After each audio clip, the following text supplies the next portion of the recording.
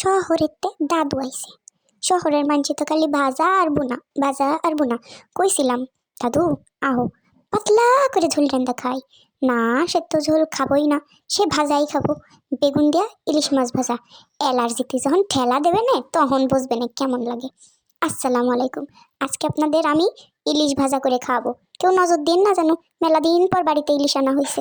বাসার মধ্যে ভয়েস দিতে গেলি এই মাইয়া কান্দে ওঠে, এই আম্মা থালা বাটি বাড়োয়। কোনো দিনও নিলিবিলি ভাবে ভয়েস দিতে পারি না, এই জন্যই মেলা রাত্রে ভয়েস দিই। আজকে দিনে দুপুরে টাইম পাইছি তাই ভয়েস দিতে বইছি। এর মধ্যে ঠানুর ঠানুর লাগেই গেছে। তা আপনারা বলেন তো, ইলিশ মাছ কি কি দিয়ে রান্না করলে সবচেয়ে বেশি মজা লাগে? আমার কাছে তো সরিষা ইলিশ আর এই যে শাপলা দিয়ে ইলিশ মাছের ঝোল করে না, ওইটা হেভি মজা লাগে। বেশি দেরি না করে ইলিশ মাছটারে তাড়াতাড়ি ধুয়ে ফেলেই ভাজা দিয়ে দিলাম, কড়া মচমচা করে ভাজি ফেলালাম।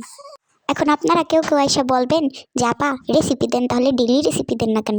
আরে বোন, বাচ্চা কাচ্চা নিকে ডেলি রেসিপি দেওয়া যায়? যান আপনারা ইলিশ মাছের তেলের মধ্যে ডুব দেওয়া মরে যান।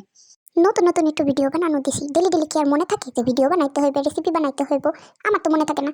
আপনাদের যদি মনে থাকে আপনারা একটু মনে করাই দিন। এই দেখেন খালি ভাজা না, পাতলা ঝোলও আছে। এই খবরদার নজর দিবেন না, একটু হুটা ভাজা বানাইছি। এই তো ভাজা হয়ে গেছে, এখন গরম ভাতের মধ্যে নিবো আর খাবো। সবাই ভালো থাকবেন, আল্লাহ হাফেজ।